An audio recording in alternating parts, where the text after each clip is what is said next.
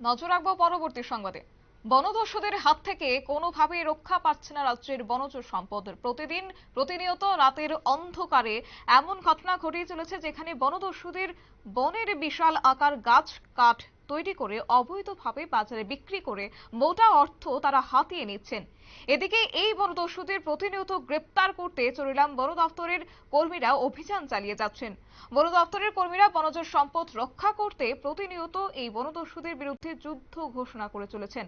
বনদস্যুরা বনের গাছ কেটে কাঠ তৈরি করে চেরাই পথে বিক্রি করে বৃহস্পতিবার রাতে বিশালগড় চন্দ্রনগর টিলা এলাকার একটি পরিত্যক্ত জায়গা থেকে 20 ফুট চোরাই কাঠ উদ্ধার করেন। বনকর্মীরা আসার আগাম খবর পেয়ে বনদস্যুরা ঘটনাস্থল থেকে গাড়ি নিয়ে চম্পট দেয়। পরবর্তী সময়ে সমস্ত অবৈধ চোরাই কাঠগুলি উদ্ধার করে চরিলাম বন দপ্তরের অফিসে নিয়ে আসেন বনকর্মীরা।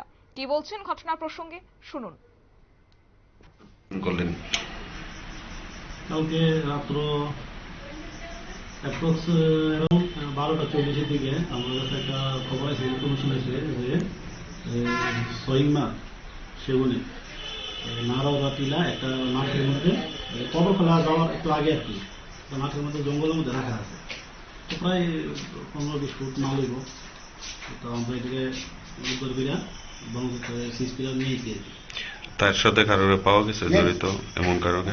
না, এমন কারোর পাওয়া গেছে না, কারণ এই রাখাই না আসলো মানে একটা জায়গার মধ্যে, তো কোনো লোক তো আসলো না। বাজার মূল্য কেমন হবে মালটা? 15-20 ফুট 50,000 টাকা ধরে দেবো।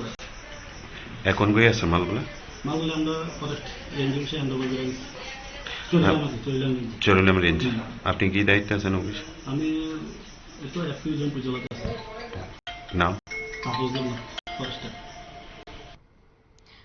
আপনারা শুনলেন ওনার বক্তব্য। তবে এই অভিযানে ছিলেন Jampuijala forest protection incharge unit incharge Tapas Debnath সহ বনকর্মীরা। বৃহস্পতিবার দুটাই গাড়ি থেকে সমস্ত কাঠ নামিয়ে চরিলাম বন দপ্তর অফিসে রাখেন বনকর্মীরা। পাশাপাশি বনদস্যুদের বিরুদ্ধে অভিযান নিয়ে বিস্তারিত জানিয়েছেন চরিলাম বন দপ্তর অফিসের জেএফপিও ইনচার্জ তাপস দেবনাথ।